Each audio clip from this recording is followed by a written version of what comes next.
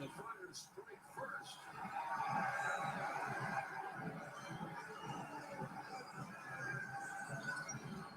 Nice to see Adam Frazier get into the act here. That pitch is middle of the way. He takes it that way. That's why he's got so many hits and one of the leaders in the National League as far as hits are concerned. Now, one other nugget.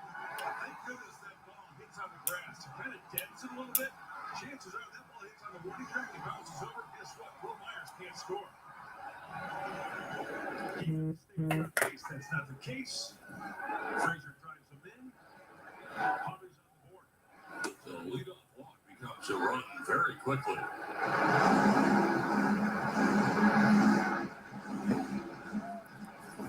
they're looking for more now.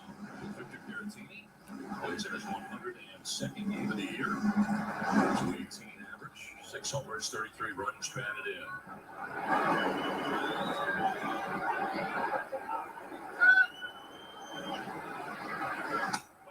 Straightens him up with the pitch in.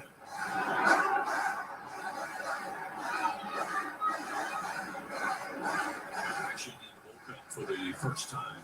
Sam Silman is up in the pen, the left-hander.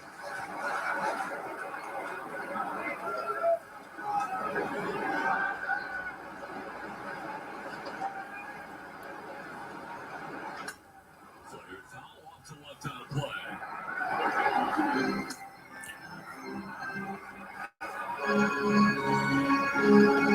Balls in a strike to Caratini with Frazier at second, a run already in. 5.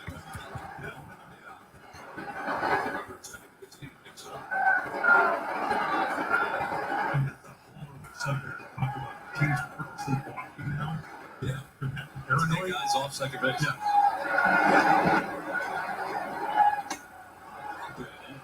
And it is 3-1. Once again, might be a sign thing, might be a location thing, who knows? But it's become a thing.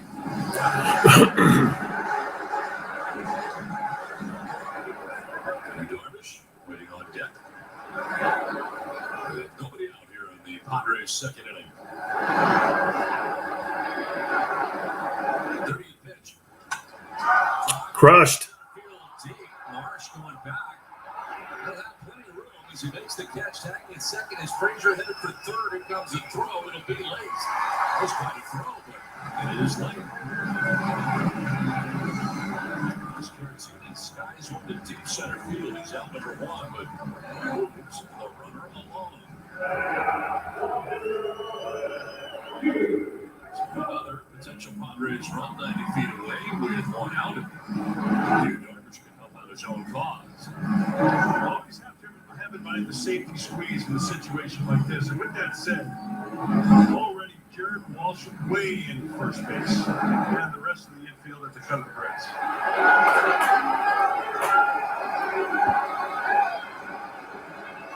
Darvish not bunting, and he will take a ball.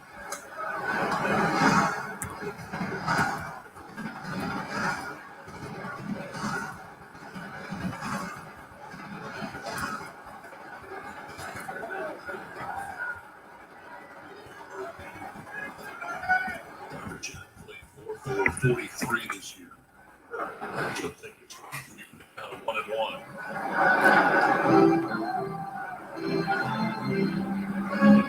In for the Angels infielders. Jared Walsh, the most in the first baseman. And now Darvish is squaring, pulls it back, and takes strike 2. I really do like the safety squeeze though in this situation. I love it. Even with Walsh in at first base, you know, the third base runner, as soon as that ball is bunted, you see that going towards the ground, you're off. That's a free run. Remember, it's a tag play at the plate. It's short to coming home. Yeah, with the Frazier, and Darvish will reach. And the infield had it worked out.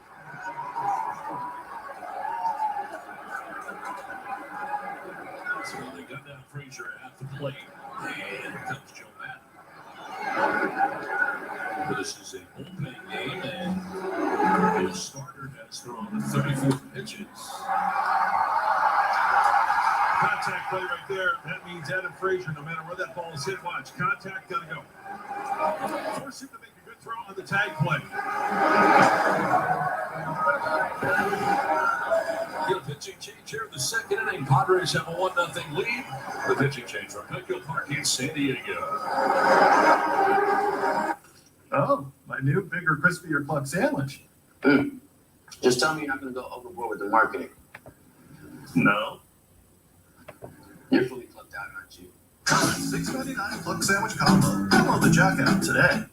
We never knew that it's going to be one of those sought after IPAs all over the world. One was a double IPA, the other was a single. It was Doug's idea to combine the two recipes together. And that was the key. They gave me the beer, and I go, this is the best beer ever. And they said, yeah, well, it's 7%. Yeah, and that's how. Trav. You're making something and creating this art, and you get to share it. Thank you, brother. It's why we do it. Thank you. Means a lot. Welcome to Stadium Square, America's largest outdoor. Thank you. No, you're the best.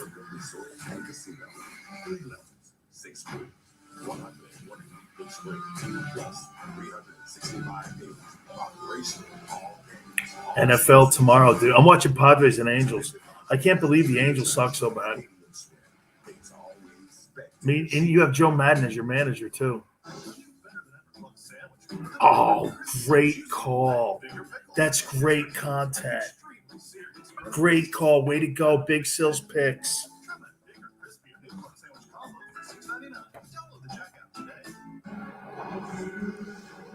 I'm going to try to get Bruno tomorrow.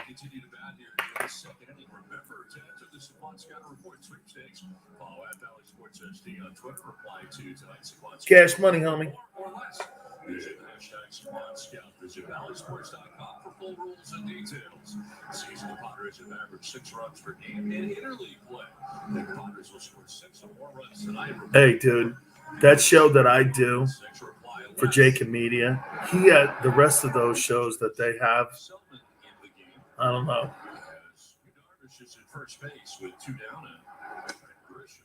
Oh, man, that would be great.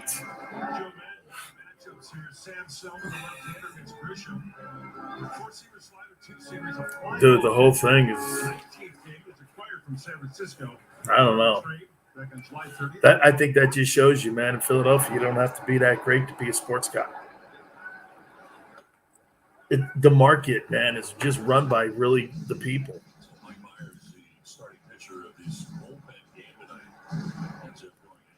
Yeah, because man, Trevor, if you're not entertaining and you're just talking sports, see, the thing with Francesa, you can get away with that in New York. You can't get away with that when people have so many other options. You just can't. Talking about balls and strikes and pennant races is great for the people in our area.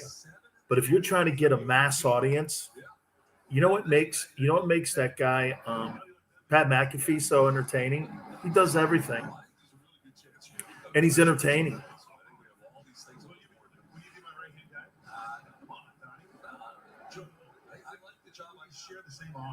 No, absolutely not.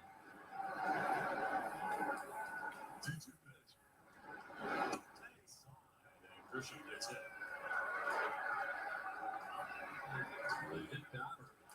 Runners at first and second for the Padres here in the second inning. I can hear Jeremy Leonard, my former teammate with the Giants, after something like this, yelling from the dugout, "We got that same pitch!" So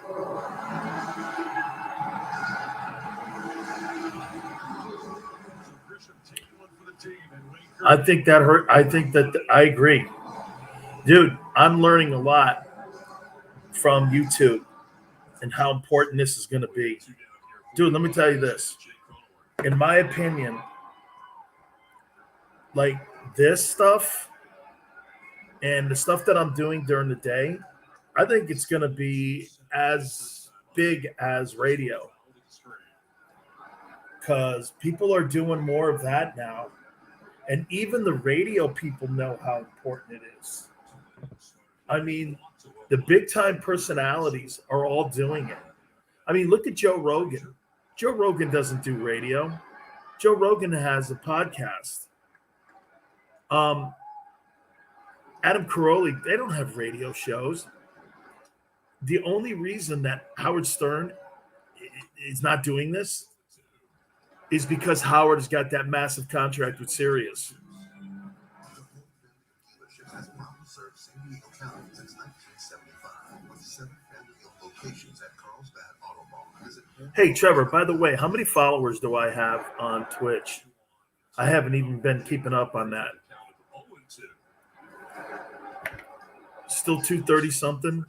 It's good. I'm glad. 221. Okay.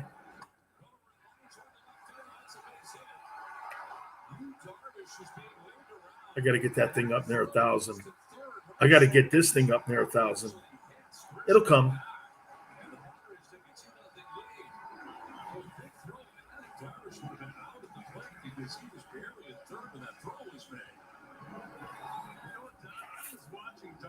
Oh, good.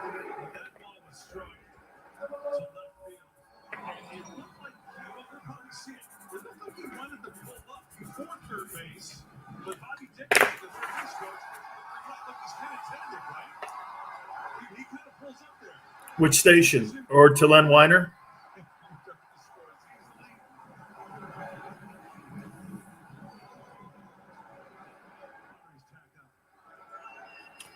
Do me a favor. Don't tell him you know me. That's how Len got the job. Don't tell him you know me.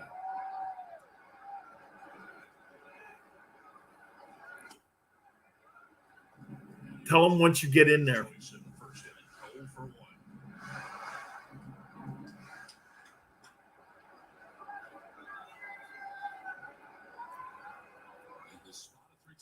What do you make of Machado's? Machado's, I think he's at like 287, 20 some odd home runs. You know where his value is, Trevor? I'm gonna tell you this, man. As much as people love Nolan Arenado, that guy can play third base. Machado's a freaking great third baseman, man.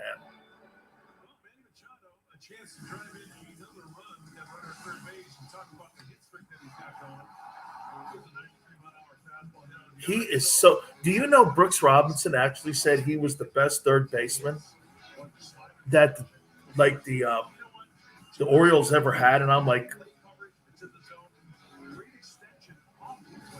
yeah. I was like, what? Even Brooks said he's incredible.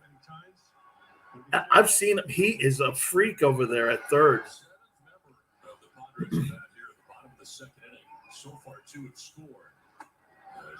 He can hit too, man. I like him. Plus, he's a big 305 guy, him and Hosmer. Like him and Hosmer are two huge 305 guys. Yeah, but dude, you know what really sucks about it? They're not making any headway in the West.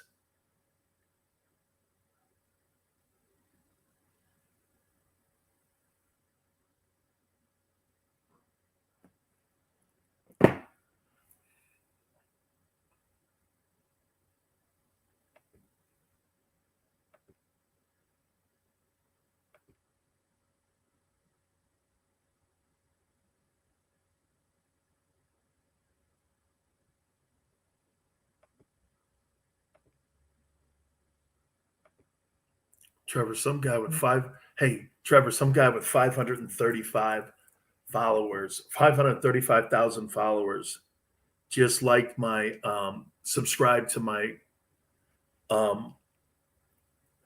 my YouTube channel. Let's see if that brings anything. Yeah.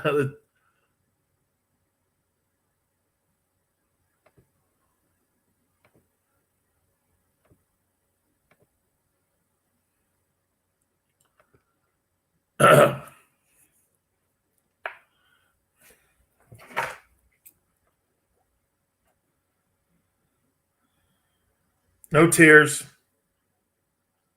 I don't even know who that is. Lenny Bruce, who's that? It's some old guy because you're an old radio guy. Help me out here. I'm not in your demo. Oh, he was. That's right. Now I know who he is. I know who he is now. I saw an HBO special on him.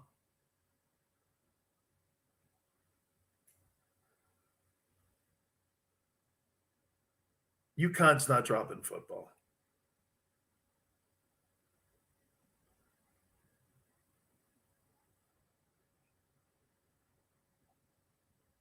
Any way you want to dissect that, I don't care how you do it. Oh, don't play like dopey or sad with me either. Hang on, UConn's not dropping football, are they, Trevor? Excuse me. What were you saying? Yes, yeah. No, I don't. I'm sorry, and I've been through so many board ops in my life.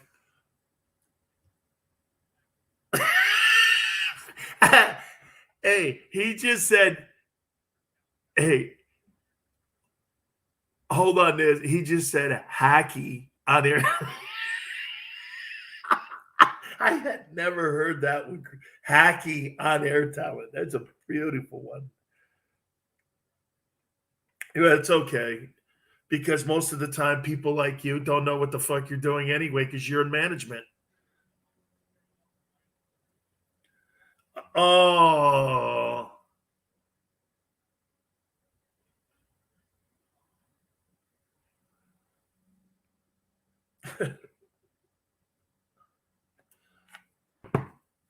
Yeah.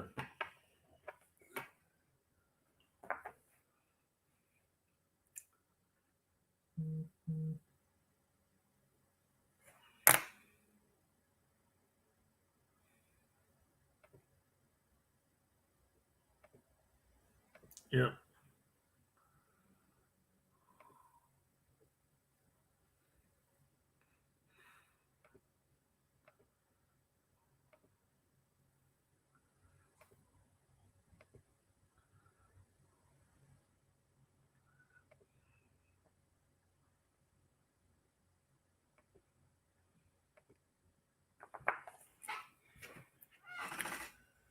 Well, don't be depressed, dog.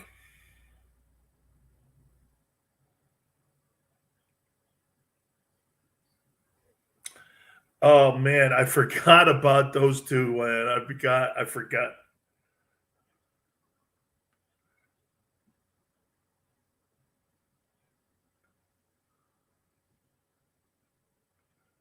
Yeah.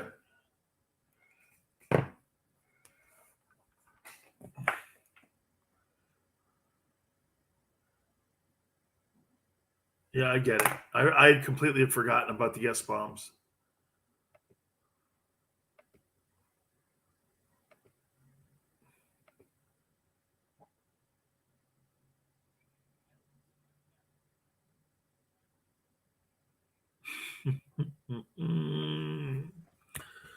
He's such a bitch.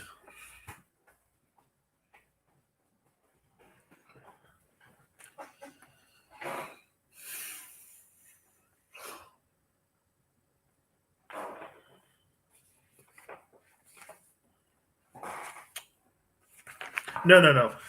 The most intimidating Kong of all time is the one you're talking down the line to. Always remember that. And stop doing that too, because it's unbecoming. I don't know. I know, and I'm not.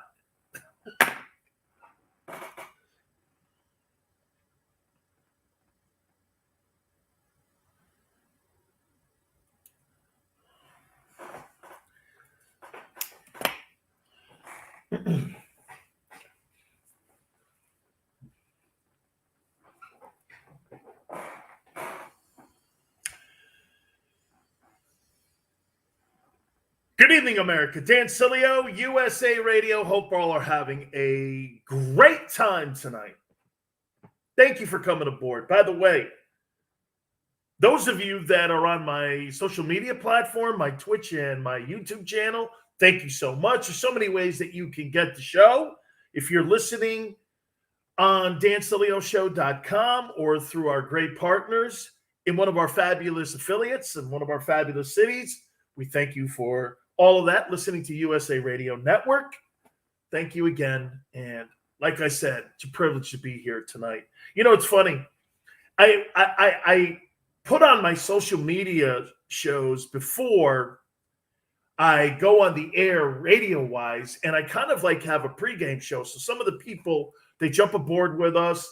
Then what they'll do is they'll add some content, and they give me some ideas. And I'm talking to my guy, Chris O, before we go on. And one of my guys here, Trevor, is bringing the fact up. And I just throw this out because, like I say, if you want to join the show, you have to go through either my Twitch channel or my YouTube. You could post something. We'll hit on it. That's how I create some more content. By the way, we're 24 hours or we're a day away from the start of the National Football season. It is Buccaneers hosting the Dallas Cowboys. We have a lot to get to with that. Hour number 2, we're going to have Mike Golick, the former ESPN superstar, is going to be with us. We'll talk some Eagles. We will talk some NFL. We'll get his thoughts. Football is here. All of that being said now, my friend here, Trevor, just brings this point up here that, you know what I love? I'm a list guy. I don't know if you are, but I'm a list guy. I love the greatest guys of all time. The Athletic came out with the greatest football players of all time. I've got 5 of them for you. And we're going to hit on that. They listed like the top 100 players in the history of the NFL. I love lists. And my friend here, Trevor, just says that it's pretty crazy that the Cubs are ignoring Sammy Sosa in their ultimate lineup. Of course it is. Even though Major League Baseball allowed steroids in the game. That was their call. They never tested it. They didn't even test for amphetamines all the way until 2010. So when Major League Baseball wants to get on its high and mighty and start pretending that they're doctors and pharmacists, that's where I always have a problem. And again, you know what else too? It's part of the history of the sport. You can't just erase it like tipping over a Robert E. Lee trophy or statue. People think because you can tip those statues over or take them away that you're going to erase the history of America. You can't. It's written in stone. Baseball has had ups and downs, but so is this country. The fact that there were no black players in baseball until 1947, and then if you want to go even more to the point, there wasn't a black player in the organization of the Red Sox until 1959. 12 years after Robinson broke the color line? I mean, really? It's the story of the game. By the way, not all good, but it's a great story, baseball. You can't hide, it's like a couple years ago, the AFL came out with like the greatest football team of all time. And what they did was they asked every franchise to put their greatest players in the history of their franchise and put a team together. You know, the Bills excluded OJ. Why would you exclude OJ? OJ didn't murder anybody while he was a Buffalo Bill. That's who he was. He was a great legendary running back. I would say this to you, maybe one of the 5 greatest running backs in the sports history. At least the NFL got it right, and they named him to the 100 all-time players list. He clearly is. He's one of the greatest players of all time. You can't erase that stuff. Sosa was a juicer. The White Sox threw the World Series. Ty Cobb was a racist. Roger Hornsby was a racist. Tris Speaker was part of the Klan. Do you know that? That Tris Speaker was a Klansman. Fact. Look it up. I did. You can't erase that stuff. The juicer era? Are you going to really tell me that you're going to do this? Think about Baseball's Hall of Fame, what a joke it is. So you don't have Roger Clemens the best right-hand pitcher since the turn, and since World War II. Okay? Since World War II. Him and Maddox. The greatest right-hand pitchers. Okay? You don't have them in the Hall of Fame. And you don't have Barry Bonds in the Hall of Fame. Are you going to put A-Rod in? Probably not, right? Guy with 3,000 hits and 700 home runs. There's only one other dude to do that, and his name is Henry Aaron. You're not going to have that guy in the Hall. Think about that for a minute. You do not have a Hall of Fame unless you have those guys in it. Lawrence Taylor said that. You know, there was a debate on whether or not you were going to put Lawrence Taylor into the Hall of Fame because of his drug use off the field. You know what LT said? You don't have me in the Hall of Fame. You don't have a Hall of Fame. He's right. Hall of Fame would have been a joke. All the writers put him in. And by the way, nobody's asking whether or not he's the greatest guy on the planet. Nobody asked you to be a morality cop. And by the way, I'd like to turn that morality around on some of those writers who vote for these Hall of Fames. See if you could pass that litmus test that you think that every athlete has to have. Everybody today could be canceled. I've said that to you. No matter who you are, you can find some crap out about anybody. It's how you look at people, I guess, and how people get either thumbs up or thumbs down like it used to be in Rome. Well, this guy's okay, even though he did blackface. But that guy's a jackass because he said 3 monkeys. Oh, okay. I don't know. I'm still trying to find that line. Or maybe I'll never. Dead spin. I call that hack spin. I mean, yeah, no. Trevor just said one of the Deadspin writers on that stupid-ass website sold one of his votes just to some dude. So, Dan Lebitard, too, made a joke out of it. Because, you know, at least Lebitard was doing this. Him having a vote was a joke. That's how he looked at it. You don't have Bonds in? It's a joke. How don't you have Barry Bonds in? Well, he was a juicer. So, baseball allowed it. And by the way, let me ask you a question here. So this goal goes into Sosa because the Cubs aren't recognizing him on their all-time team. Okay, well, let me ask you something here. So look at how baseball looks at things. You know, I just got through telling you how they separate and divide. So inside the Oakland Athletics locker room during the steroid era, you had Jose Canseco, Mark McGwire, Terry Steinbach. I'm naming all dudes that were busted for juice. Jason Giambi, Miguel Tejada. All those guys were nagged for steroid use. But the manager, Tony La Russa, makes it to the Hall of Fame. So you're trying to tell me that Sandy Alderson, the general manager of that team, when the Haas family owned it, people who owned Levi Strauss, you're telling me nobody saw anything weird about a player leaving one summer who's 215 pounds. He comes back, he's 258 pounds and ripped and hitting baseballs 50 feet further. Nothing weird. When I was covering the A's, McGwire and Canseco looked bigger than the defensive tackles for the Oakland Raiders. They were enormous. Yeah, Jeremy Giambi too, a juice monster. My point is, you can't run from your history. It's what it is, man. Your history is that. It's okay. Well, this is the steroid era. Do you absolutely think that baseball fans don't know that Sammy Sosa juiced? And by the way, I don't know what's happened to Sammy Sosa, but Sammy Sosa, I mean, he looks like he's from Nebraska now. I don't know what the hell's going on, man. I guess you bleach your skin or something. Sosa looks like, and he's got a cowboy hat. He's got a cowboy hat. And I'm like, is that guy from Lincoln, Nebraska? No, that's Sammy Sosa. I'm like, excuse me, the guy that said he didn't speak English at those hearings in Capitol Hill when they were talking about anabolic steroid and PED use, that guy? Really? He It looks like he's from Lincoln, Nebraska. He looks like he's a farmer. That cowboy hat of his and boots. He wears cowboy boots too. Nothing wrong with that, actually. But I'm like, so yeah, he's like, yeah, man. Do you see the Cubs aren't going to recognize him? What a bunch of stuff, huh? Really? You don't put Bonds and Sosa. You don't think Sammy Sosa's a Hall of Famer?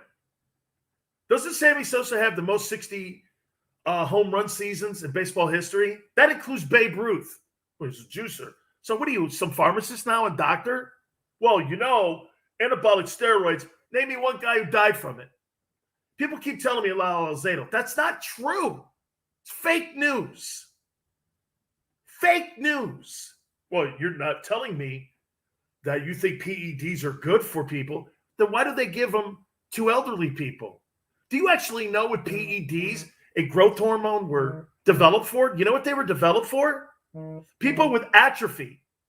People that were getting older.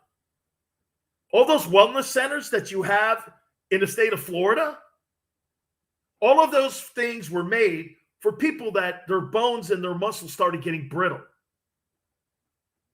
That's what PEDs were. They're not even steroids. They're amino acids. Trust me when I tell you. So to be educated on it, you think a writer sitting in Detroit going, hey, man, you see that guy's head? How big it was? His head grew. Dude, everybody gets fatter. Look at Derek Jeter's pictures from the time, by the way, congratulations to Jeter going into the Baseball Hall of Fame. Truly a great Yankee. Not my favorite Yankee, but truly a great Yankee. Really a great Yankee. I didn't really ever know who he was. If I were to say this to you and make a comparison, Derek Jeter reminds me of a modern-day DiMaggio.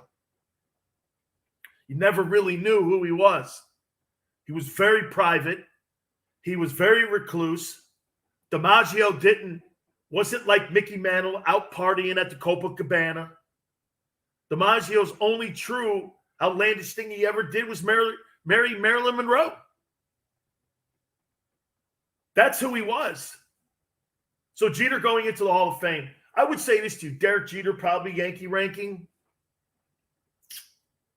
10.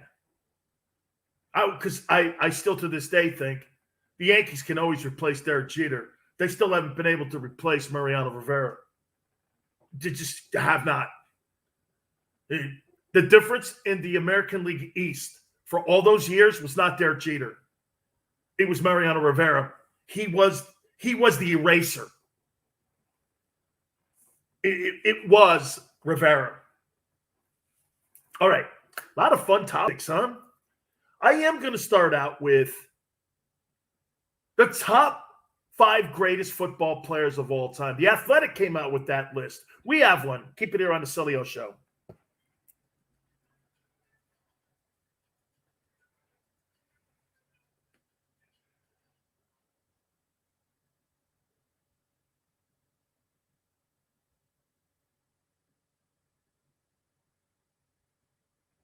What's that?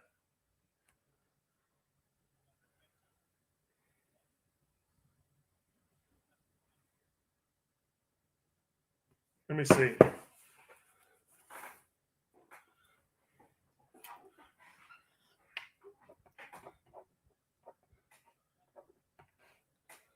see here.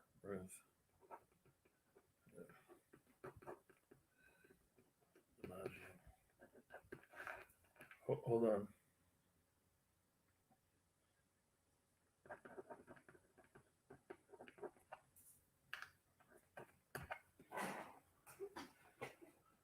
Dude, Mariano Rivera. Here was the difference in 2-1 lost games, man.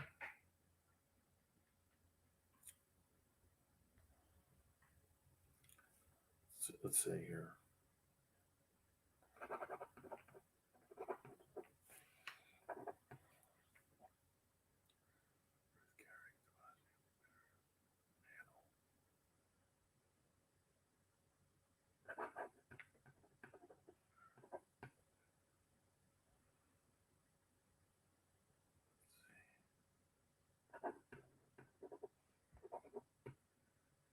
I'm writing down top 10 here. Yankees.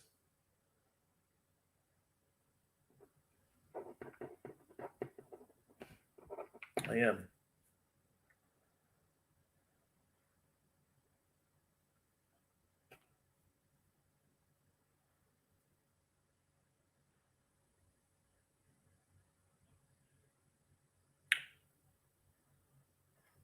Hold on here. Who was on that 60? Not Maris. Maris had 2 years. That's it. Rest of them were average. You think Rizzuto's a top 10 Yankee? Yeah, I got him.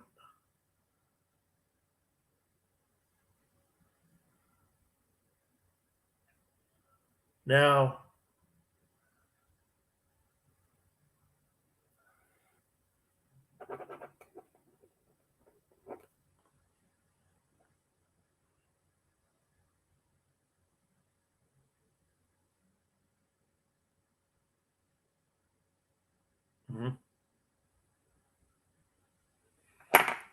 I'm trying to think.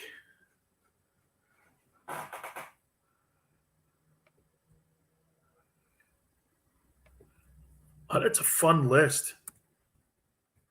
And it's relevant because of Jeter today.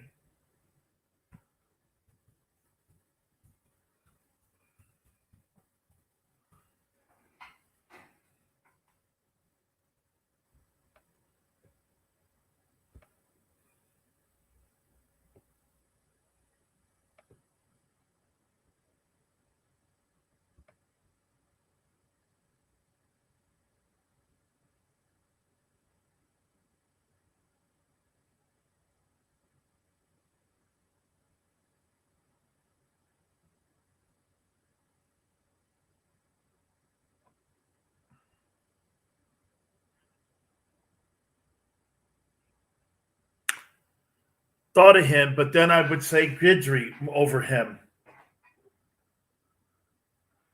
See, I mean, Pettit had a little bit more time, but Guidry had.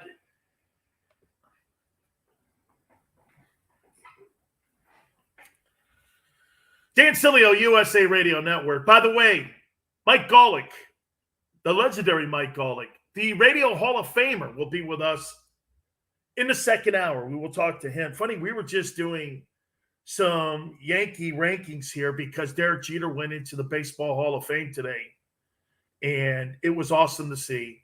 You know, I've always been this guy on Derek Jeter. If Derek Jeter were in Milwaukee or Kansas City, would we revere him as much? But then I have to go into reality. But he wasn't, Dan. He played in New York, and he was in pinstripes. There is something to that. Well, if Tony Gwynn were a Met, or he were a Dodger, or he were a Yankee, would we be talking about Gwynn, the modern-day Ty Cobb? This guy's got just as many batting titles as anybody. He's got the highest batting average since World War II. I think it's like 340 or something like that. 334. I think his career average is Tony Gwynn. I mean, tremendous. And we were putting together the top 10 Yankees. Where is Derek Jeter in that? Steven just said Reggie Jackson was a top 10 Yankee. You see, here's the deal with Reggie. I think Reggie was there from 1978 to 81. So 78, 79, 80, 81, maybe 82 he was there. So I think Reggie was only a Yankee for 5 years. And Reggie was never an MVP in the regular season. He was a World Series MVP, of course, with the Yankees. Okay? So Reggie got there in 77. You're right. 77 he got there. That's right. He came over because 76 he was at Baltimore. People don't remember that. He went from the A's to Baltimore to the Yankees. He didn't go from the A's to the Yankees. Weird, huh? Everyone forgets that little like stop he had, that Baltimore stop. I think he hit like 26 or 27 homers that year. and it wasn't really great. He wanted out, and he wanted to play Yankee. And I think he got like the first $1 million deal when Steinbrenner signed him to that. So here are my top 10 Yankees. Okay. I got Munson at 10. You know, if Munson plays 2 more years, he goes down next to Bench as the greatest catchers of all time. I mean, I could make an argument that I could put a team of Yankee greats together, and I could beat any Hall of Fame team that you put together with the Cooperstown guys. That's how great these Yankee guys are. Munson was tremendous. That war that he had with Carlton Fisk was second to none. Steven says Nettles at third. Nettles was a tremendous third baseman. They got him from Cleveland.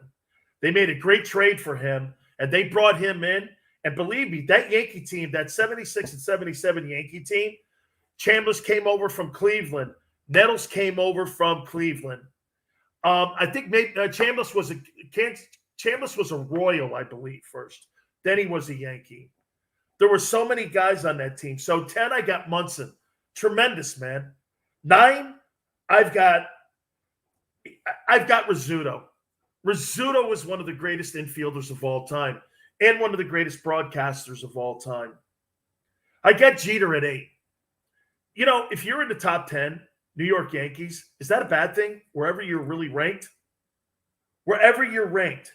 I'm going to stop there because I got Jeter at 8. Okay, I want to pick this up. We're also going to do another great list here in a second here when it comes to the greatest NFL guys because The Athletic came out with that. Hey, don't forget, folks, check out my friends at podcasterwarehouse.com. Headphones, earbuds, anything you need. Do me a favor. Use the promo code Sileo, S as in Sam, I-L-E-O. That's S as in Sam, I-L-E-O. Shipping is free. You can spend as much as $5 to $5,000. Podcasterwarehouse.com. Podcasterwarehouse.com. So far, I got Munson, Rizzuto, and Jeter. 10, 9, 8. I'm going to give you the rest of these great Yankees. That was an awesome moment seeing Derek Jeter go into the Baseball Hall of Fame. Man, the Yankee list is hard to put together, though, isn't it? All right, you keep it here on the Dan Sileo Show.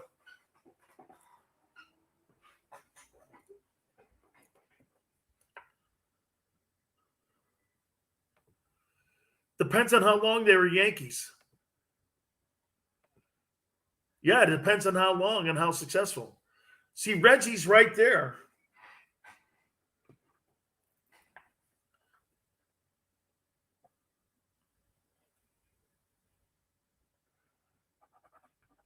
Guy just mentioned it. See, I think Mattingly played 12 years. Let me see what Donnie's numbers are.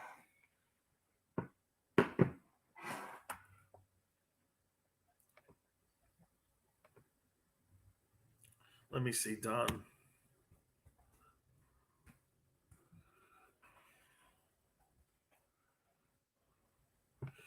I don't think the numbers.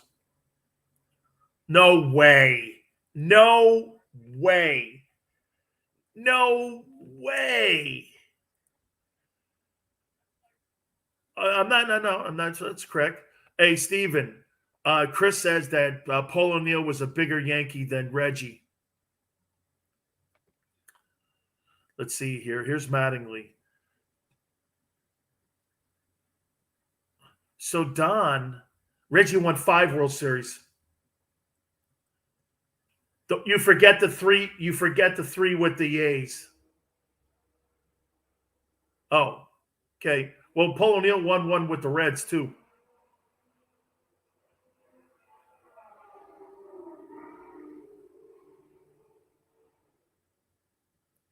Oh, they swept the A's.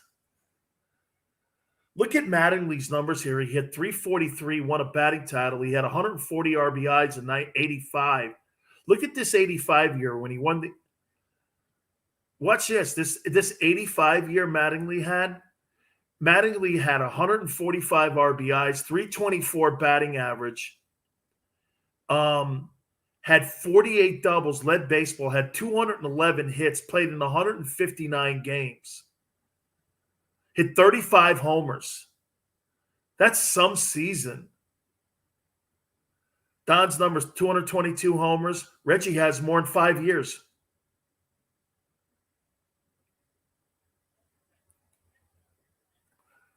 But for 14 years, he had a 307 average for a career. Who do you – here, let me think. Okay, we'll Reggie had a candy bar. He did. And I ate him. And I ate him. Dude, I love Reggie Jackson. Yeah, no. I'm just saying the Yankee. No way. But I could see where people. You know what? That's like, who do you think is a bigger Yankee? Bernie Williams or Paul O'Neill?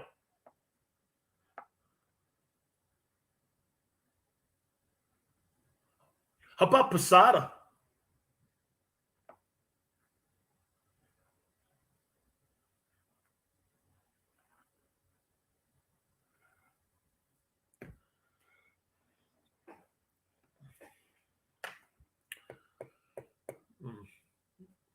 I'm like, look at I love this guy Machado. He's coming to the plate. Yeah, Reggie was so electric though, man. 5 home runs in a World Series in 6 games. I mean,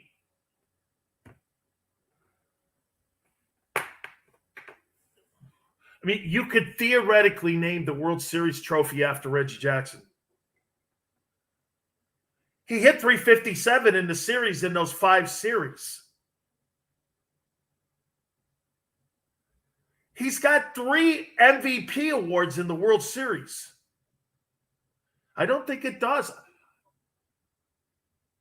The MVP is? Yeah, no. But I think the World Series MVP is called the Mays Trophy. Or maybe Aaron. Yeah, I don't know. Willie Randolph at second. Yeah, but I don't think he's a top 10 guy.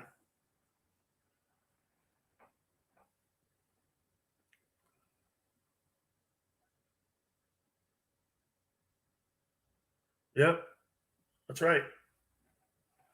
All the numbers. I could probably go down the list of all the numbers.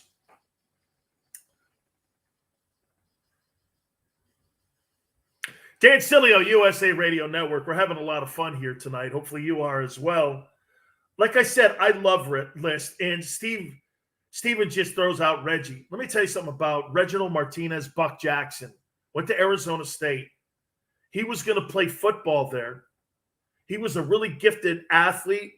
And, he decided that he could end up playing like 2 sports. And so they allowed him to go. By the way, Arizona State won numerous World Series championships in college when Reggie and Rick Monday and all of those fabulous players. I think Barry Bonds even played at Arizona State. I mean, it's a legendary program. Okay? Yeah, as a matter of fact, I'm almost sure that Bonds played at Arizona State like Reggie did. And when Jackson got to the A's, those A's teams were better than those 90s Yankee teams. You had Catfish Hunter, who was a 25-game winner. You had Vida Blue, who won 27. You had Ken Holtzman, who won 22. You had Raleigh Fingers, who was the greatest closer of all time. And then, on top of that, you had Reggie, you had Bando, you had Campaneris. I mean, there were guys, Gene Tennis was on that team. And they killed everybody. They beat the Big Red Machine in the World Series. You know that legendary lineup? They owned them. Then they turned around, and that A's team beat Seaver in the Mets.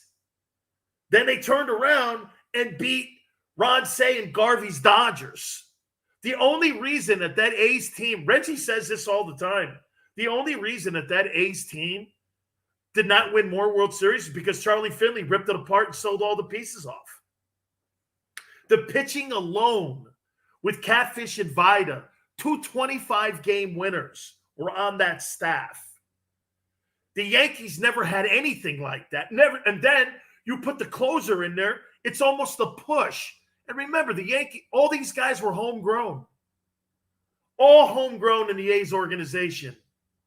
Okay? Ken Holtzman wasn't. He was a former Cub.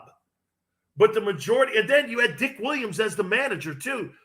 Dick Williams and Joe Torre. I don't know about you, but Joe Torre anywhere else sucked. Dick Williams did take the Padres to a postseason. Dick Williams is a great manager, man. He was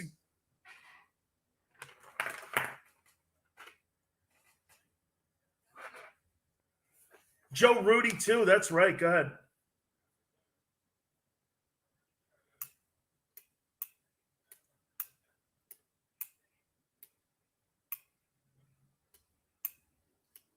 Yes, absolutely. Reggie said that.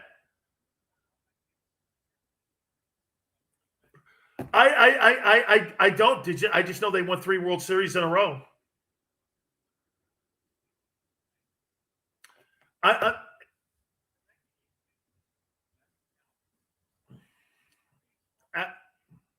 No way, man. They could not have beaten that. They could not have beaten that A's team who beat the Big Red Machine alone, dude. Okay, they worked them.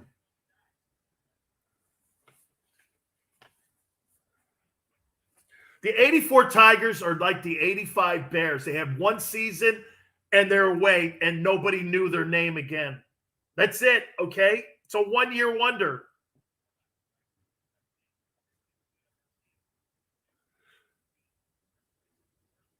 But Chris, that sounds great for one season. That's great for, I'm talking about all-time teams, multiple titles in a row. The 27 Yankees won 27, 28, and 29.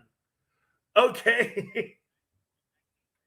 Okay. And those A's teams won 3 in a row too. I mean, so I'm just telling you, and I think they beat better opponents.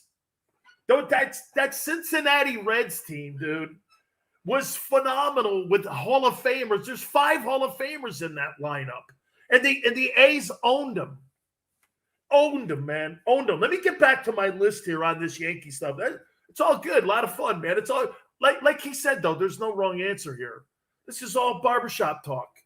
Here, you know what? He does bring up this. Okay, so because of Jeter going into the Hall of Fame, let me throw this at you here. Paul O'Neill. I'll tell you something about Paul O'Neill, and I've been sounding like in the break here that I don't hate Paul O'Neill. I think he was the glue in those locker rooms because him and Sheffield, in my opinion, were more of a leader than Derek Jeter ever was. O'Neill was the leader on that team, and it was so said by so many guys in that locker room that it was O'Neill who kicked everyone's ass into shape along with Sheffield. And so, I mean, then you have Bernie Williams on those teams. Bernie Williams, to me, is a modern day, let me put it out there, Roy White. Roy White was a fine ball player back in the day, but Bernie Williams did not put exceptional numbers up. He was so consistent, though.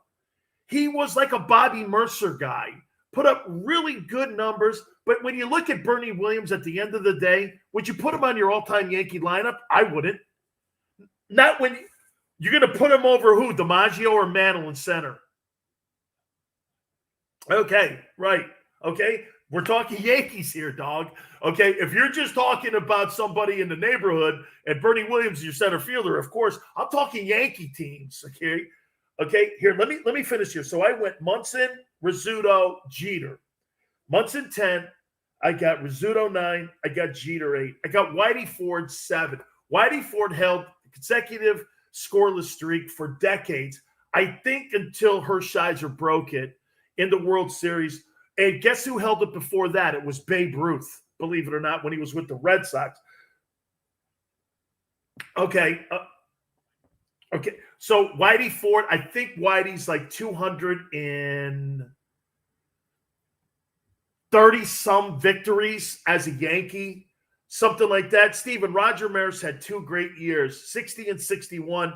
The rest of them were not anything really to write home about. He broke his right hand in 64, and he was never the same. However, he did go on and win another World Series with those Cardinal teams later in the 60s. I think it was the 67 team against the Tigers. I've got Mariano Rivera at 6. I think Rivera, like I said, you talk about a guy who was responsible for more wins when it came throwing off the hill.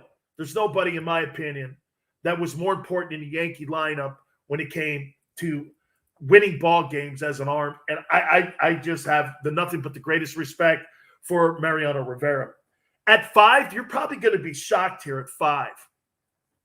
I got Mantle at 5. Mantle, in my opinion, 536 home runs, 298 career batting average, the all-time home run hitter in World Series play. You understand that today, if you get into the postseason, you have wild cards, you have all these other. He's the all-time home run hitter in World Series play. Mantle was a 5-tool player.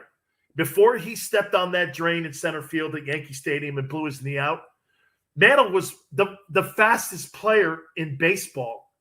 He was electric. There was nobody that Triple Crown winner. I mean, no Yankee that I can think of was a Triple Crown winner ever outside of Mantle. Joe D never won the Triple Crown because he had to deal with Williams all the time. Number 4, I have Yogi. Yogi's got 10 World Series rings. Yogi, if you look at World Series records, Yogi owns it or he's second. Berra played in 14 of them. It's got 10 titles. I mean, he's got a ring for every finger, dude. Number 3, I got Joe DiMaggio. DiMaggio was absolutely the most important Yankee when it came to how you perceive that ball club. Back in, remember, he took over. He was in the progression of Ruth, then Gehrig, and then it was DiMaggio. You got to remember something. DiMaggio actually did play with Gehrig in his final season before he ended up calling it a career. And DiMaggio took over. And Joe D, I want to give you a stat. You know the year that Joe D hit 56 consecutive games? He struck out in 650 at-bats 13 times. 13 times. Do you know how many times Mike Trout struck out last year? 158. DiMaggio in 650 at-bats struck out 13 times. I mean, 3-time MVP. Joe D played center field, the number 5 man. I mean, probably more near and dear because when I grew up, that's who my grandpa loved was DiMaggio. Gehrig is you know what makes Gehrig so great? He's 2. Here's what made Gehrig so great. He's not even defined by that streak. This guy had a 345 career batting average, hit 500 home runs, like 496, whatever it was an MVP. Was the centerpiece of the Yankees forever, played in the shadow of Ruth, came out of the shadow, and he's the greatest first baseman that's ever lived. And then you add on to the fact that he had that 2,000 consecutive games played streak. You see, Cal Ripken's defined by the streak. This guy was defined by numbers and winning. And then the streak was third. He played because he loved the game. And then there's Ruth. I mean, I don't know. You know, here's the most amazing thing about Babe Ruth. There's 14 minutes of actual footage of his playing days. And we talk about him 80-plus years removed from his last inning he ever played.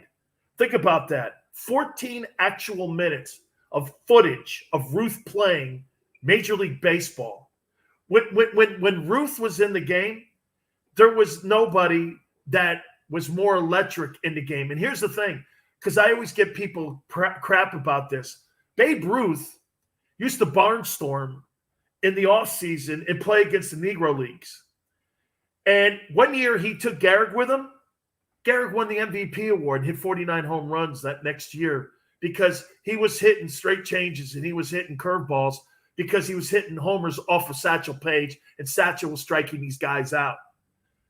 Here's the list. Munson, Rizzuto, Jeter, Ford, Rivera, Mantle, Berra, DiMaggio, Gehrig, and Ruth. What do you make of it?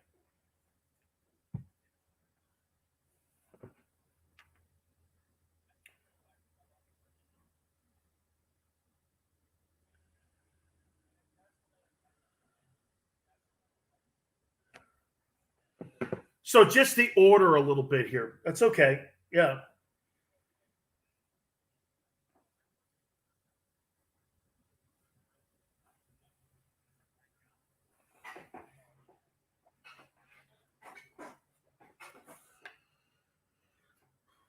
Oh, yes. By the way, though, Rizzuto won an MVP. Jeter never. 7. Yeah, Rizzuto's got 7.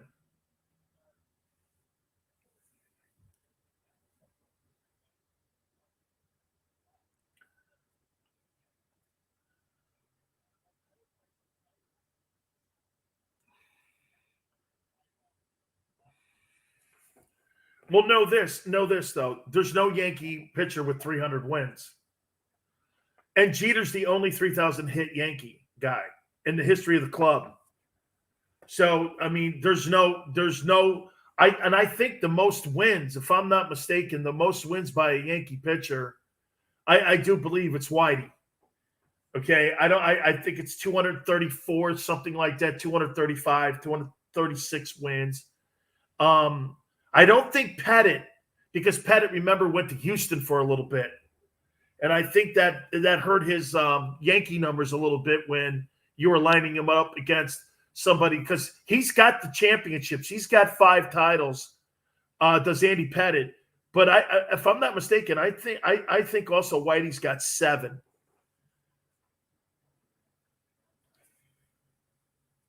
Oh, he's better. He is better years 10 times.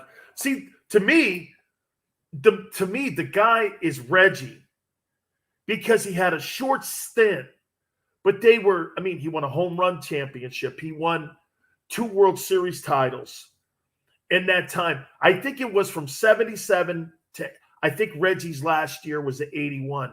So 77, 78, 79, 80. So he was there 5 years. And every year, I believe, if I'm not mistaken, every year I think they went to the World Series. Because that 81 team, if you remember correct, they got beat by the Dodgers. The Dodgers beat them, I think, in 6.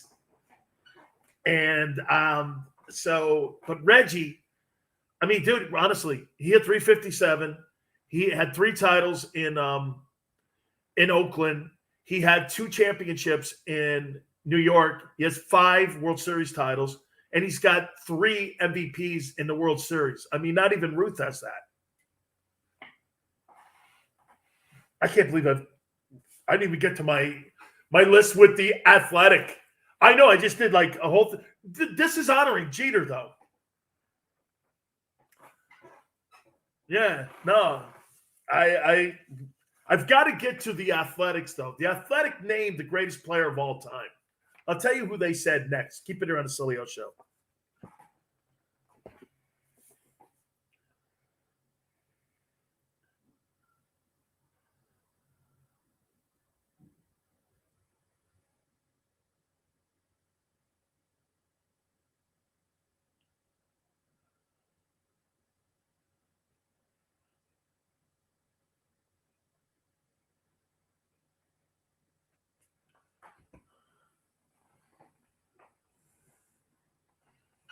How about Joe McCarthy won 7 titles?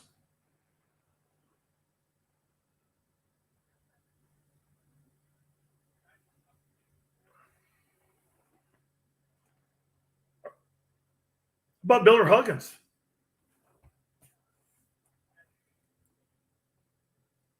Miller Huggins was the manager of the 27 Yankees.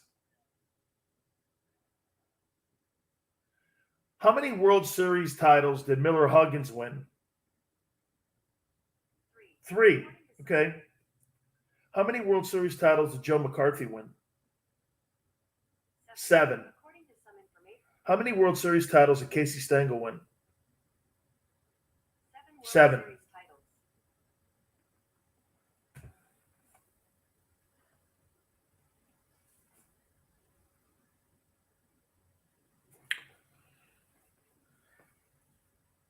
A-Rod won an MVP too, didn't he? A-Rod, by the way, let me say this to you. Yeah, but wait a minute now. A-Rod did win. Here, name me I'm going to save this for the air.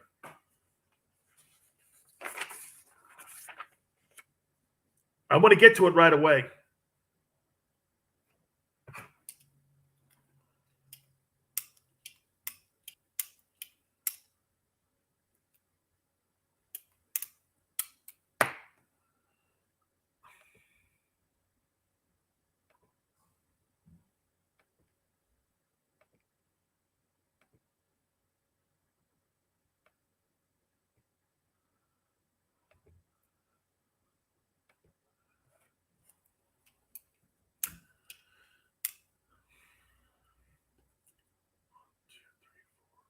Six, 7, 8, 9,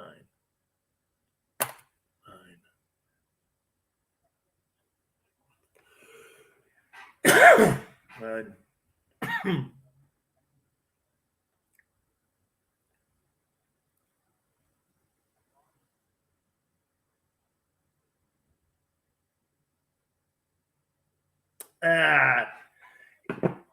If Elston Howard's not in, he's not.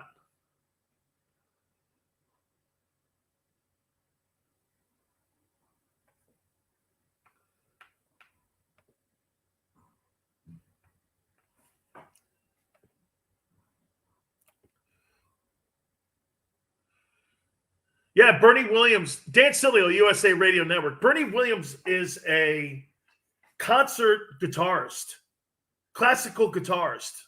He is. I mean, he's really gifted. Here he is, take me out to the ballpark. It's pretty cool. Pretty cool. You know, Chris, I'm going to throw this at you here.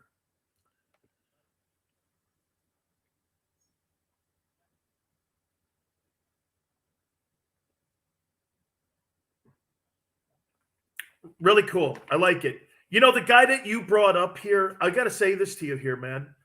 You know, you look at Don Mattingly, you might want to take Rizzuto off my list and put Mattingly there, because let me give you the numbers here. 10 gold gloves, an MVP, a batting title, RBI championship. I mean, he's a career 300 hitter. I mean, he had 200 hits 5 years in a row. I mean, he plate appearances 742 times he came to the plate in 1986. He played all 162 games. I mean, slugging percentage 573, led baseball on base percentage was 967. Boy, man, I'll tell you something. I know there's no World Series titles. That's probably what hurts him. I'm not making that list, so I can't take him off because Rizzuto did win an MVP too.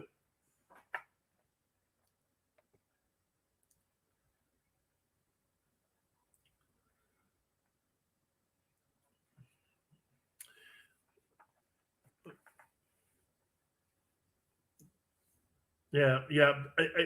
Trevor's right too. He was the face of the Yankees, wasn't he, Mattingly?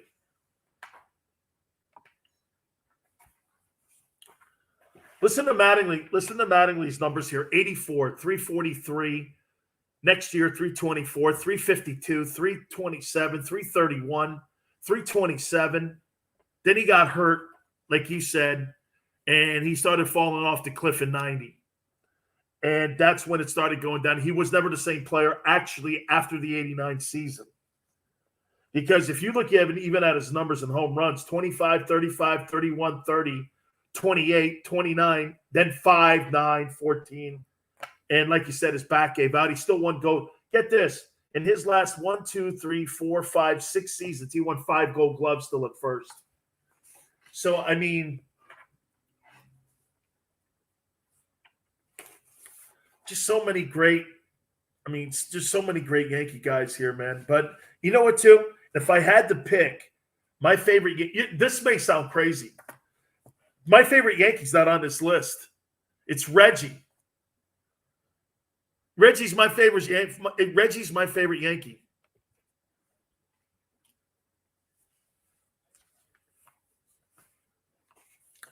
Because you like those 90s teams, don't you? Those 90s teams are fantastic.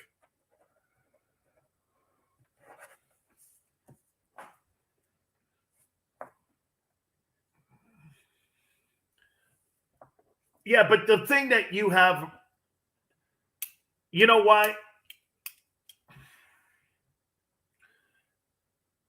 Yeah, but you know the thing that I don't like about your team, they were all hired guns. They weren't homegrown dudes. The work. Hold on, Paul O'Neill's not homegrown. Your entire pitching staff outside of Pettit and Rivera were not homegrown. Everyone else was bought and traded for and brought in. The Musinas, the Clemenses, all them dudes were all brought in. Okay? The third base position was never anything homegrown. Okay, Scott Brocious, any of those guys, right? Now, here's something that they brought into this. Let me say this. So what do you do with A-Rod? Now, Chris, you may not like to hear this about A-Rod here, but wait a minute here. Name me another right-hand hitter that won a home run title and an MVP from the right side of the dish as a hitter for the Yankees. Name it.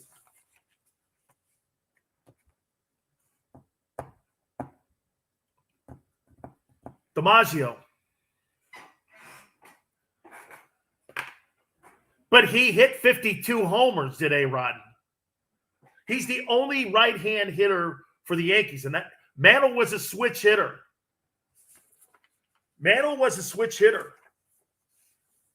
Okay? He was a switch hitter, and you can't really count that.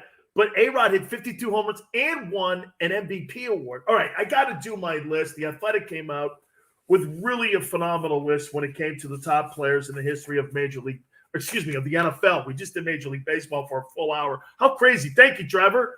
We'll reset and keep it here on the Sileo Show.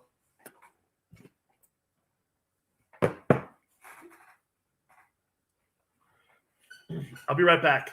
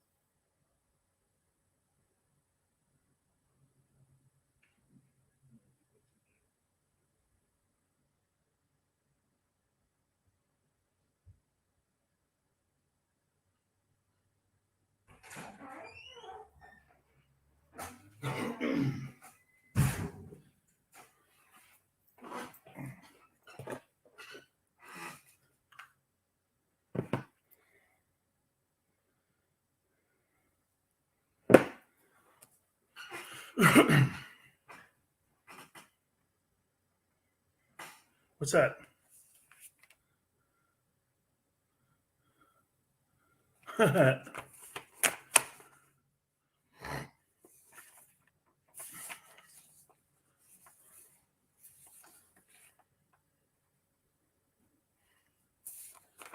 Thank you, brother. That really means a lot.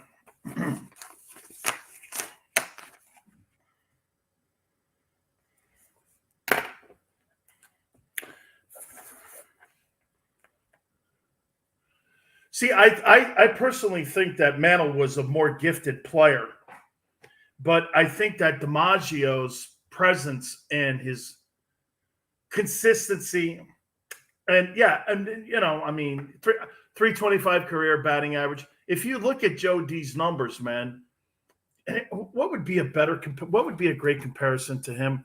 He's kind of like a Mike Trout kind of guy. Could play center field and put up great numbers. Mantle was more like Griffey Jr. Oh, yeah. Mantle was faster than Griffey. Yeah. Mantle was faster, dude. They said there was nobody faster to first base than Mantle, than anybody they've ever seen in a game. That's a switch-hitting center fielder.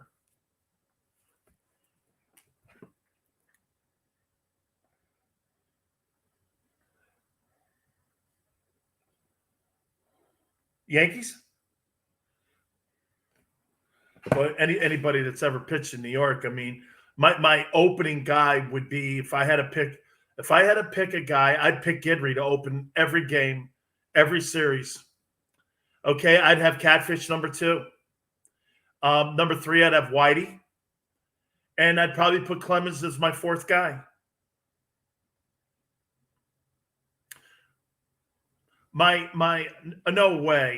No way at all.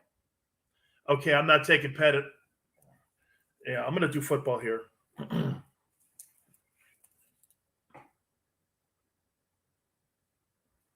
All good.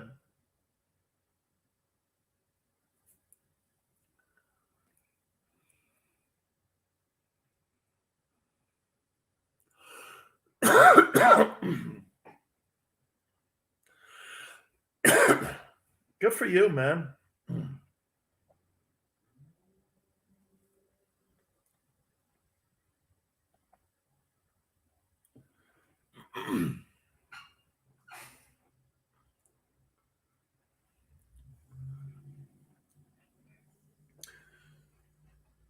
Good evening, America. Dan Sileo, USA Radio Network. Appreciate you coming aboard. Man, we've been having a lot of fun tonight. We welcome you into all the fun. And I tell you this all the time. You can get the show on our great website, thedansileoshow.com, streaming with our great friends at USA Radio Network. Or if you're hearing us in one of our fabulous cities, we so thank you for picking us up. Spread the word. We love it. Also, my social media platforms, my Twitch channel and my YouTube. Guys are throwing a lot of content out. We just did a full hour of baseball, believe it or not. And tomorrow's the start of the NFL. We were talking about the greatness of Derek Jeter going into the Baseball Hall of Fame. By the way, I'll say this to you. Baseball's Hall of Fame is the toughest Hall of Fame to make.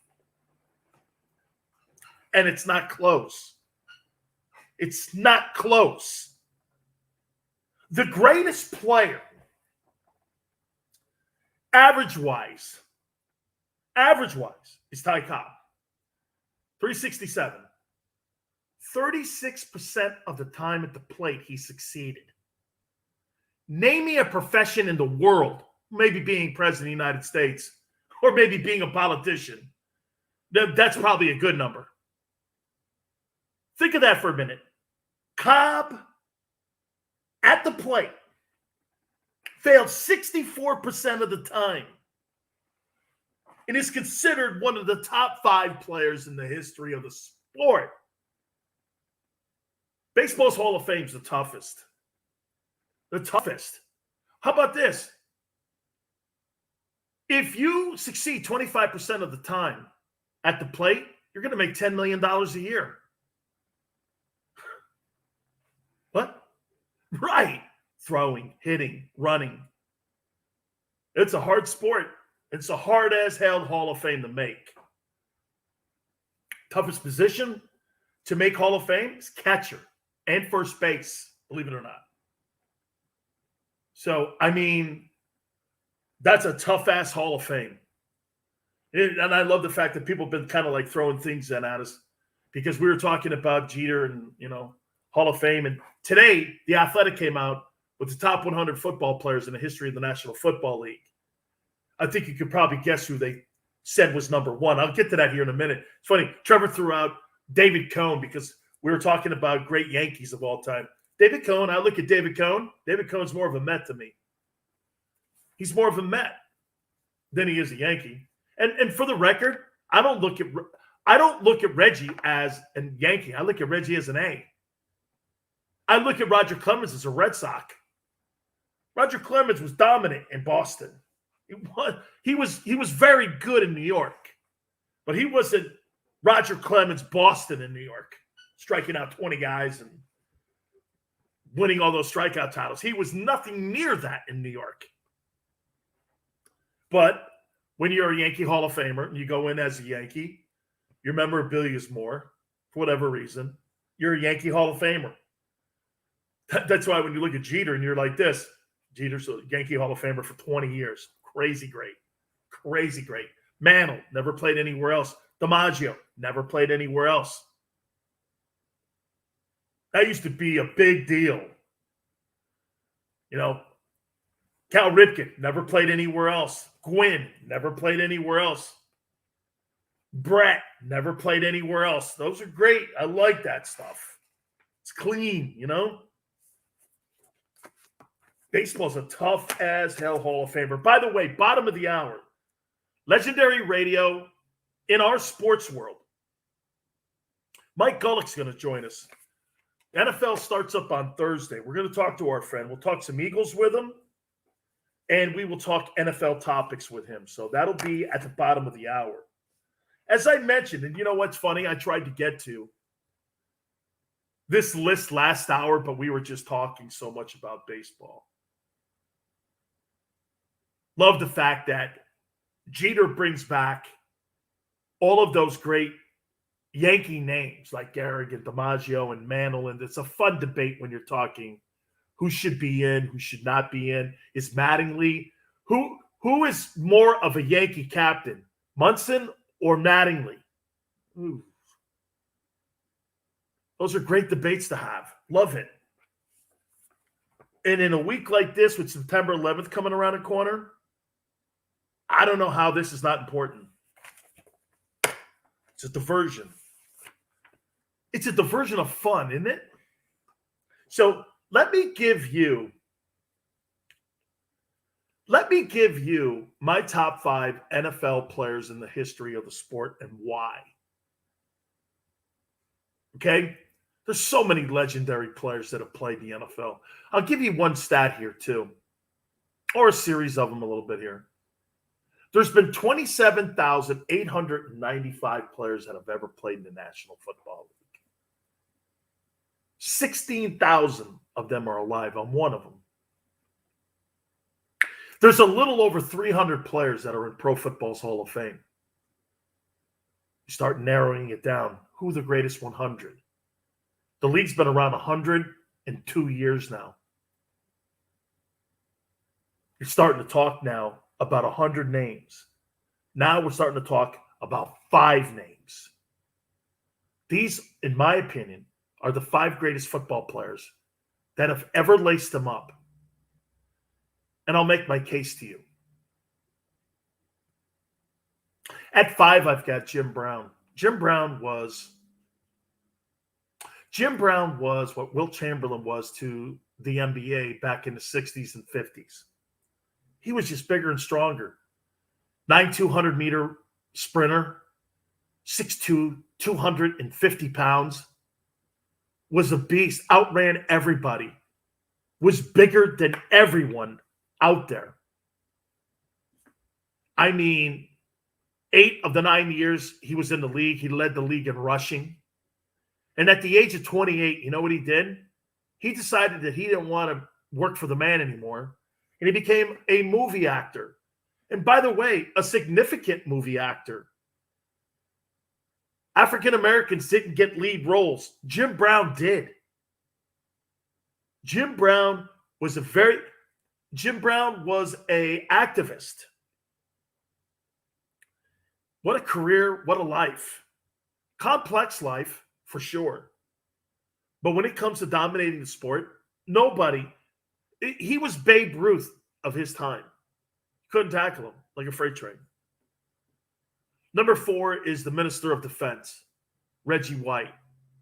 I have never in my life to this day, or even in the past, seen anybody dominate a football game like the Minister of Defense. He came out of Tennessee. He went to the USFL, believe it or not. Played for the Memphis Showboats. And you want to hear some stat? He came back, he played 8 games, had 20 sacks in those 8 games. Couldn't defend him. That includes Aaron Donald. I have never in my life seen a player defensively ever dominate the game like Reggie from the defensive line position. Tremendous. By the way, this is all in line today because The Athletic came out with the top 100 players. They named Tom Brady number 1, by the way, as the greatest NFL player of all time. Number 4, I have Jerry Rice. You know what Jerry Rice's significance of, the 49er receiver? Let me throw a stat at you here. Jerry Rice, how many times do you think he touched the football in a game in his 20 years? What would you say? What would be a number? 6? 6 times maybe, right? Average for a guy like that with all those catches. He has 200 touchdowns. Jerry Rice has 200 touchdowns. The next closest guy is 50 away. 50 away. I mean, incredible. The greatest offensive weapon that's ever lived is Rice. I got Tom Brady number 2. I think Tom Brady has revolutionized longevity. I think Tom Brady has revolutionized winning. He is the modern day Bill Russell. He's got 7 championships, 10 Super Bowl appearances, 10 conference championships. The accolades are incredible. Watch this. He's the all-time regular season wins quarterback, and he's the all-time postseason wins. Do you know that Tom Brady's got 36 career postseason wins? He's got more than 90% of the franchises in the NFL. 36 postseason wins. I mean, Montana has 16. It's insane. This guy's not a stat guy. He is a wins guy. His greatness is defined by winning, like Russell's was. Russell was never going to be the Wilt Chamberlain. Wilt scored 50 points and had 25 rebounds. and I believe in the 60-61 season. And if I'm not mistaken, I think that's also the same year that Robinson, Oscar, had his triple-double. Think of this for a second. Wilt scored 50 points and averaged 25 boards. Do you think you'll ever see that in your life? It's a Gretzky number. You know, Gretzky had those 92 goals. You're not seeing that again. Nobody's scoring 92 goals. Nobody. Nobody's scoring 220 points in a season either. 5 years in a row. I'm not seeing that. Okay? Brady's the fun. And by the way, let's not forget something here. Okay? Wayne does have 4 titles with Edmonton. The 5th one he left because he went to Los Angeles. Okay? And if I'm not mistaken, I believe Messier has 6. 5 in Edmonton, 1 in New York with the Rangers. We're talking about all-time winners here. Brady's 2. My number 1 guy, though, is Lawrence Taylor. You know, when I got into the league, I got a chance to watch film on Lawrence Taylor. I have never seen this to this day. When you put the film on, everybody else is in slow motion. He's at a different speed. I've never seen that to this day. Running back, quarterback, receiver, DB, linebacker. I've never seen anybody but him do that. You're watching him and you're like, this guy's incredible. His leverage play, the way he sacked the quarterback, the way he revolutionized moving the linebacker around, LT changed the game. I have never seen a more gifted player dominate football without the football in his hand than that guy. And I'll tell you, it's pretty close between LT and with Reggie. But Lawrence Taylor was a special dude. Special. So my guys are Jim Brown, Reggie White, Jerry Rice, Tom Brady, and Lawrence Taylor. Those are my 5 guys. Athletic came out and said Brady today is the greatest NFLer. And like Chris O said, this is all subject to how people, you know, sit around and talk about this stuff, because remember something, at the end of the day, it's barbershop talk, which I love. I love lists, like I said also. I do. I love lists. I have a question for the NFL Players Association and the commissioner of the game. And then I'd like to get your response from it. We'll hit on it next.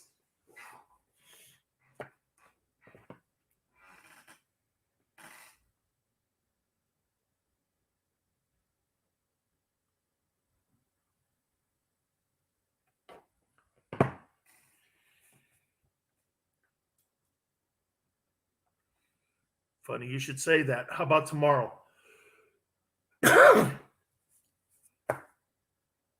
I have it. I have the copy.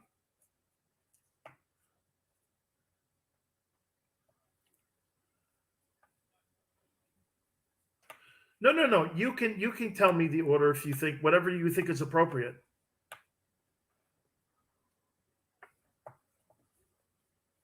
Yeah, me too. That's a great call. We'll do it tomorrow.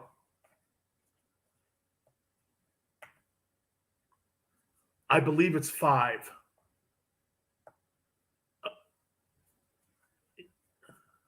Yeah, that's a good call.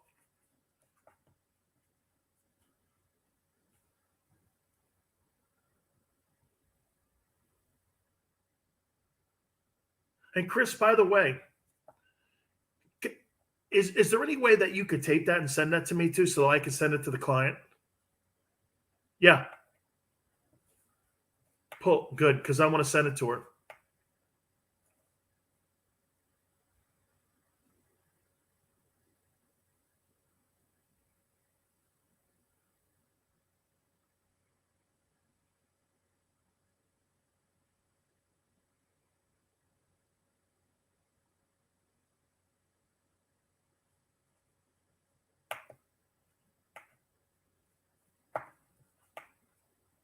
You mean my colleague?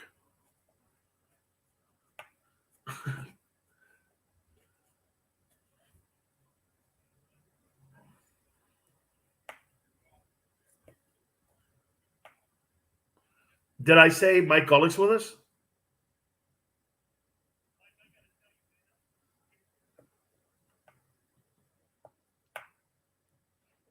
Okay.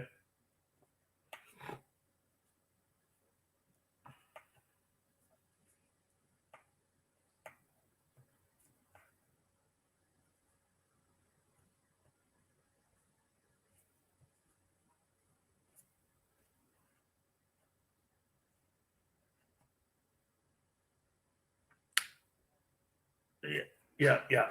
Then, so I don't need to set it up and anything. Great.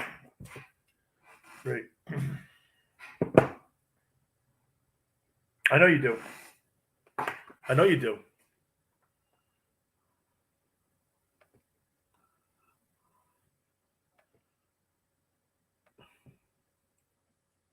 You know what, dude? I got to tell you, man, you're making me think of Mattingly. See, but my problem becomes from 90 on. He was very pedestrian. Yeah, that's right. Mick was from 65 from about 64 down to 67 his final year. He was nothing really.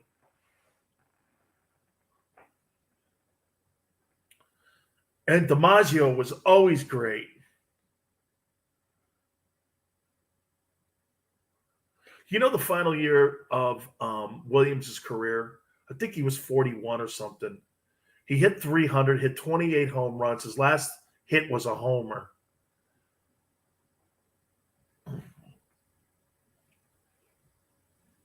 Oh, yes. Oh, absolutely. Dan Sileo, USA Radio Network. The legendary Mike Golick will be with us at the bottom of the hour here in a couple minutes. Had a lot of fun here. I hate to throw one of these topics into the mix, but Nick Caserio, the general manager of the Texans, came out today, and he was asked a question about Deshaun Watson. Now, I'm going to ask everyone else a question. Why is Deshaun Watson not playing this weekend against the Jaguars? Could somebody tell me that? Has he been arrested? He's been accused. Okay, fair.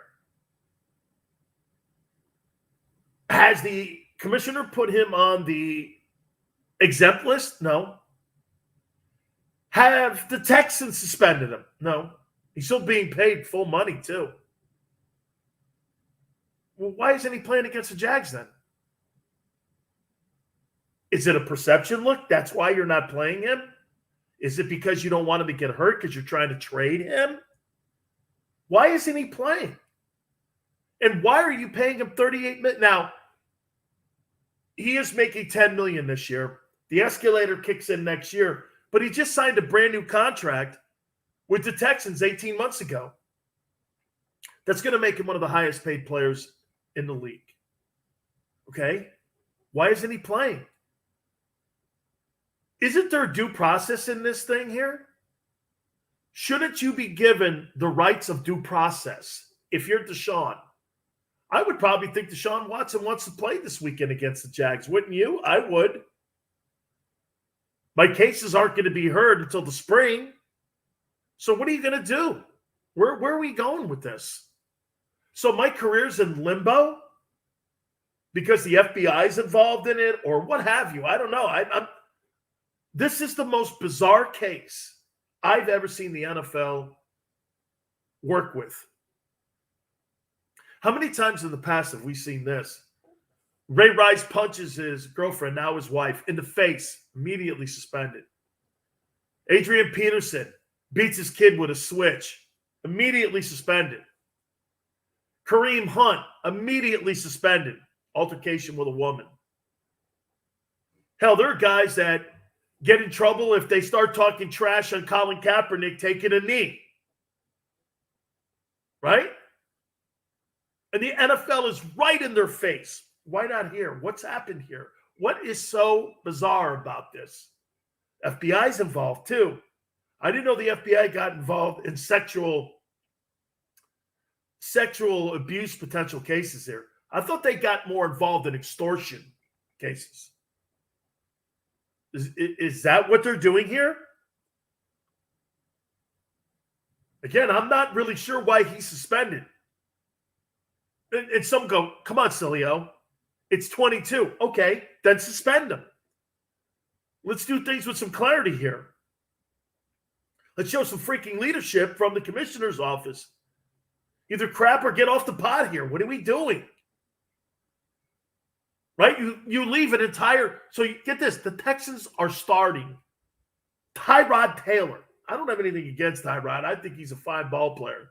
But he ain't Deshaun Watson. Why are you not doing anything about this? Why has it... You get this. You have had an entire offseason to deal with this. And we're still here. What the hell, dude? All right. Do me a favor. Check out my friends at podcasterwarehouse.com. Headphones, earbuds, everything you're looking for. Microphones, please. Go there and use the promo code Sileo, S as in Sam, I-L-E-O. That's S as in Sam, I-L-E-O. 25% off of everything that's on the website. And on top of that, shipping is free. $5 to $5,000. Podcasterwarehouse.com. That is podcasterwarehouse.com. Steven, I'm with you, man. I think it's really weird how they're handling this. Really weird. All right. NFL starts tomorrow. Buccaneers and Cowboys. The legendary Mike Golick's going to come on with us. We'll talk a plethora of stuff when it comes to the NFL. You keep it right here on the Dan Sileo Show.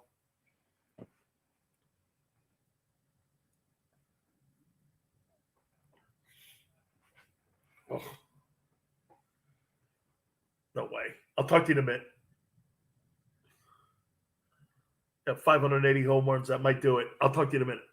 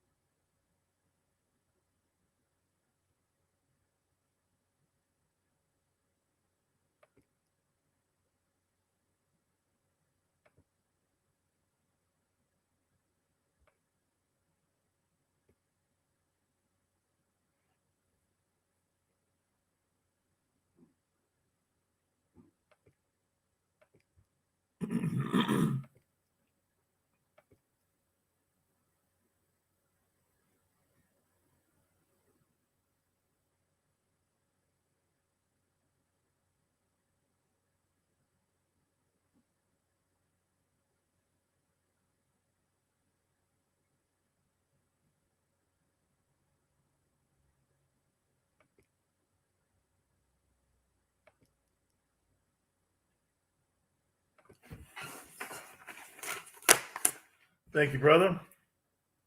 Hey, I forgot to tell you, today's my wife's birthday. Absolutely. 26.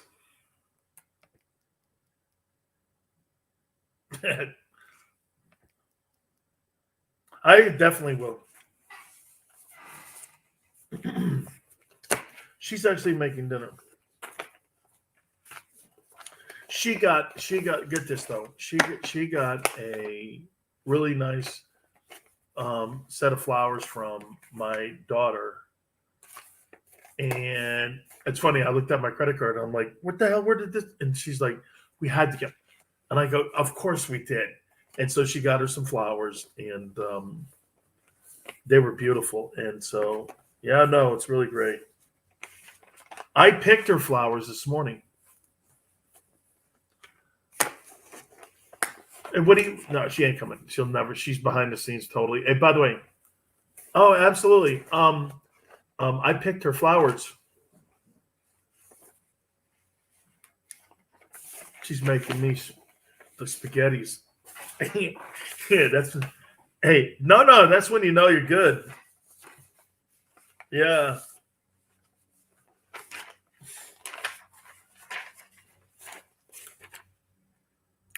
Thank you, Mike Golick. Oh, by the way, tonight's my my wife's birthday. She'll kill me for saying that because she doesn't like anything out there on her. You know, it's funny. She was my producer for 15 years. 15 years she produced my show, Chris, and she was legendary. And okay, yeah, she's probably listening. Yep. Okay. See, this is what happens, Chris, when you're together for 30 years almost. Okay? See, what I do for her every day. By the way, watch this. I'll let everyone know what I did. Big Bad Dan Sileo did today. You ready? I went and picked her flowers. Okay? I walked around for a long time, about an hour, looking for particular flowers that I think would be cool for her. No.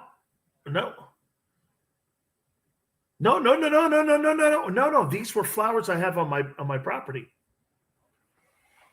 Yeah. Okay. And so she loved them. My daughter sent her flowers. And see, now she's making a dinner, which is so spectacular too.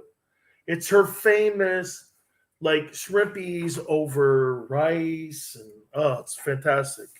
She puts hot peppers in it. It's her favorite meal. You know, and see, how I look at it is this, Chris. I have become from where I used to be. Now I'm like the door V that you put underneath the door when you need it to be open. I hold doors for her and my daughter. Yeah, no. See, that's exactly right. So the people that are watching it right now, listen, he said bank. He's right. What am I looking for? Backslaps for being a dad and a husband? I get it. Yeah, no. You're right. I'm the wife. See, hey, my wife, Kim, whose birthday tonight, she's the husband. I'm the wife. I'm the wife. There's no question. Somehow, though, you know, when we first met, I used to be the husband. Now I'm the wife. See, no. My wife doesn't do that. She's not like that. She'll just tell you to go F yourself. And she'll go, either you eat it or you don't. I don't care what you like. It's one of those. What? Like, watch this. What are we having for breakfast? Well, I made eggs and I have this here. And if you don't like it, you don't have to eat it.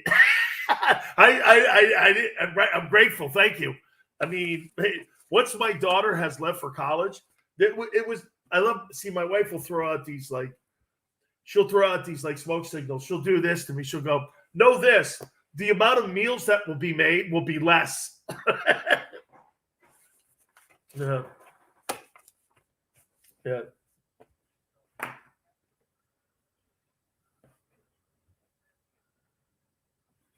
Oh, yes.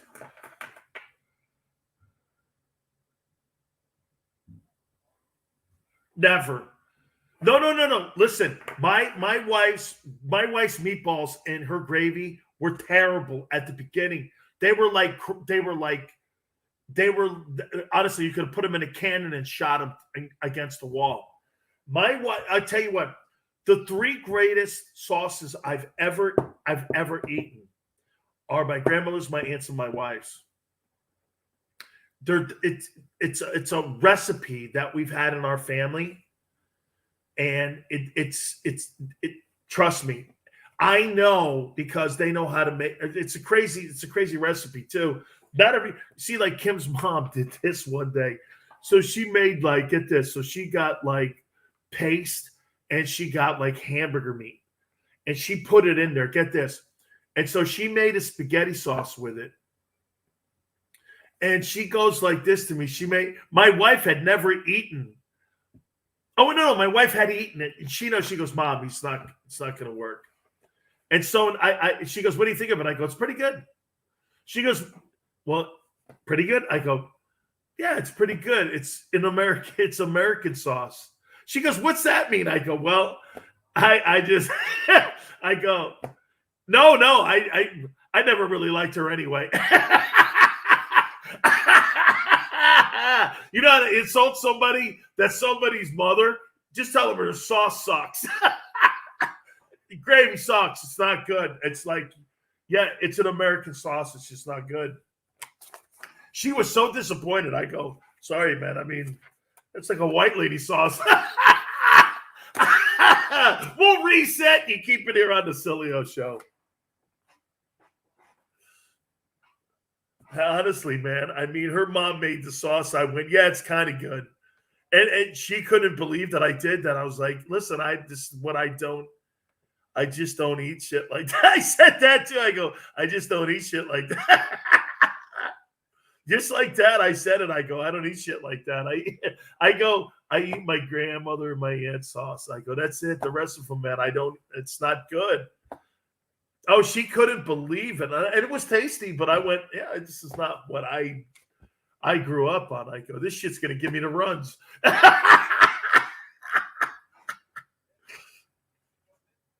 Yeah. You know what a rowboat looks like when it's... Dude, let me go. I got to go.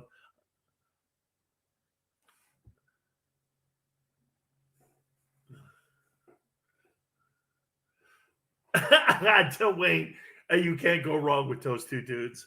You just can't. Absolutely. I'll talk to you later, brother. Goodbye.